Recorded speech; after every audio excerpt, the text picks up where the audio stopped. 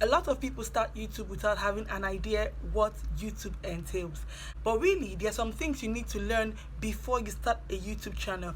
Even though YouTube is a constant learning process and you keep on learning even while on the job, there are some things that you need to know before you start a YouTube channel. Now, if you started a YouTube channel, don't go anywhere. This video might still be for you because maybe you're not implementing those things that you were supposed to have learned before you started. Maybe you've not learned it yet. Maybe you're not implementing those things that you should implement to start a channel, to have a successful channel, to thrive on YouTube. I am Rosemary. Thank you so much for tuning in today. Thank you for always watching my video. If you're a returning subscriber, thank you. If you're new here, welcome to the channel. Please don't fail to hit the subscribe button to subscribe to the channel, and also click the notification bell so that you'll be notified when I make new videos and you can come back to watch. Thank you guys so much for always. Let's get right into the video. The first thing that you need to know before you start a YouTube channel is have your viewers in mind. Now, a lot of people go on to come onto YouTube and they want to come to do what they want to do, and I'm not saying that you should not come on YouTube and do what you're passionate about, but I feel like the first thing that you need to do when you're coming on YouTube, you should think more of what does my viewer want to hear than what do I have to say to my viewer. Now, don't get me wrong, you're still going to say what you need to say to your viewer if you knew what your viewer wanted to hear. Now, do you get what I'm saying? But that's not the kind of mindset a lot of people come on YouTube with. They come with, what do I need to say? What do I need to say? No, what does this person need to hear? It's the same thing as trying to start a business. Sometimes you're thinking, what market do I need to fill? What space do I need to close? Have that mindset when you come on YouTube. If you want to talk about motherhood stuff, you think of what does this mother want to hear? What does a pregnant mother need to hear? Do you get what I'm saying? So now you're reaching out to a pregnant mother. So have your viewer in mind. So like I said, you see, I also said that you might have been on YouTube and you're not reaching and you're not doing what you're supposed to do. So see, this video is for you. Second thing would be, don't be so obsessed about niching down. It's okay to be sure about what you want to do, but be very open-minded and realize that that thing you want to do, you might come on the streets of YouTube and it will not work. Sometimes people come on YouTube and they realize that they are actually interested in more things than they thought. You understand? So when you're coming on YouTube, don't be so closed-minded and think that it's only one thing you want to do. I am not saying that you cannot do one thing. I'm saying that when you come, be open-minded and know that that one thing that you actually thought you wanted to do might change.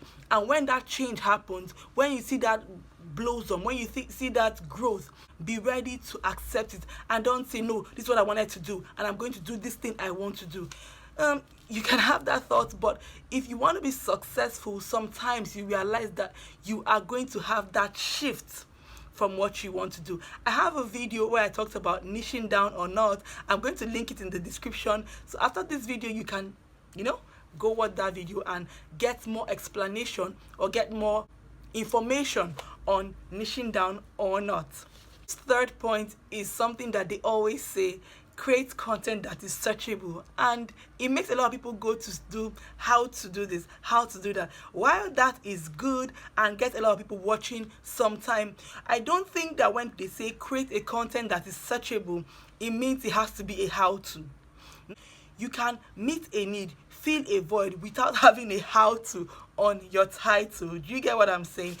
You can have a video that has a catchy title and it is not a how-to, but it is something that somebody wants to watch, that people want to watch, that people want to know about, or that people want to just relax and watch. People are not always on YouTube to learn something, even though that's a thing, but they can be on YouTube to have fun, to relax, you understand? So even though creating how-to contents are actually very important because they would help people come to your channel, those are not the only kind of content that people want to watch or that people search for to watch. So find things that are interesting, find things that people would want to see, topics that people will want to know about. It doesn't have to be a how-to, because I'm emphasizing on how-to because when they say create something that is searchable, you now see a lot of how-tos that are not even related to how-to. So people are, I don't want to see a comment that says, or a video that says how to something that is not supposed to be how to.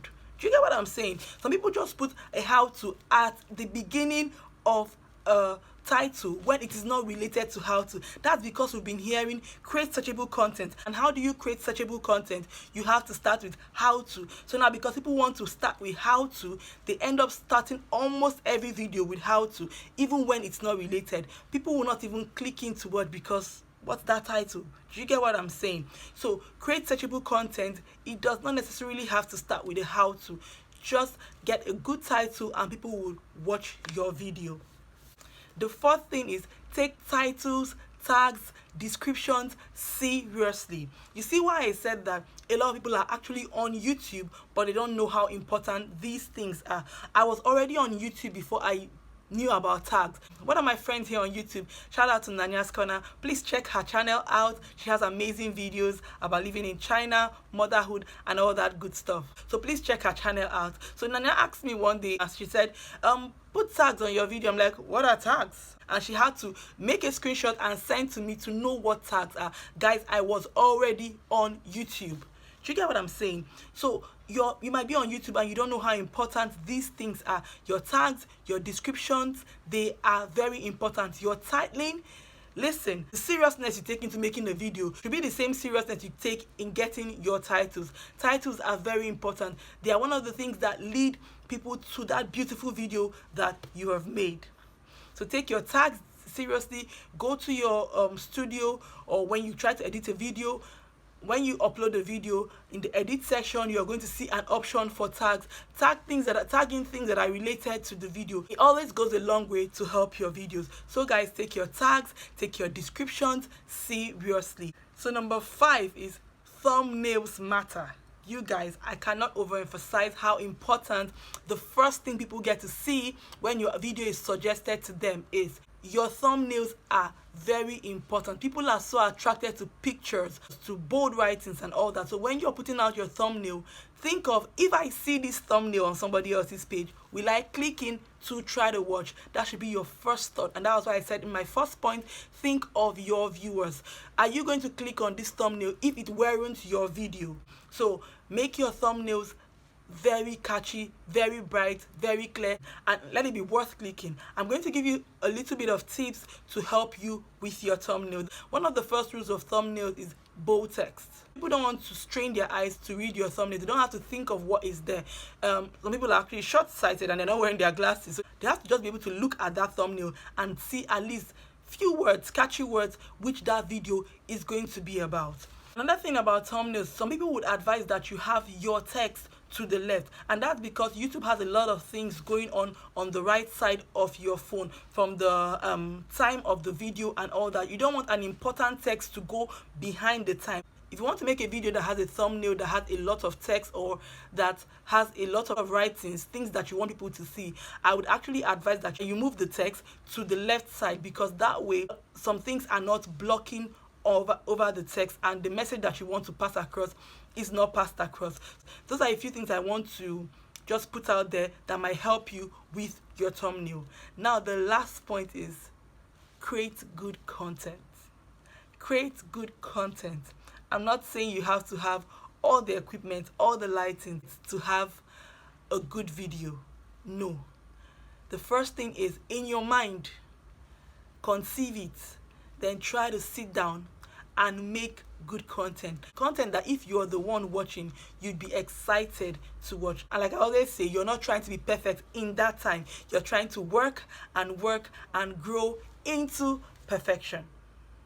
Guys, I have a lot of other videos that I've talked about YouTube growth. I'm going to also link in the description. You can just do well to go there and check them out. They are sure going to be very helpful. Thank you so much for tuning in today. Thank you for watching this video up to this point. Please, if you've not subscribed to the channel, subscribe to the channel. Please like this video, share this video if you can, because a lot of people need to hear all the gems, if I may say, that I have given out in this video. Thank you so much for watching, and as always, I'll see you in my next video. Bye.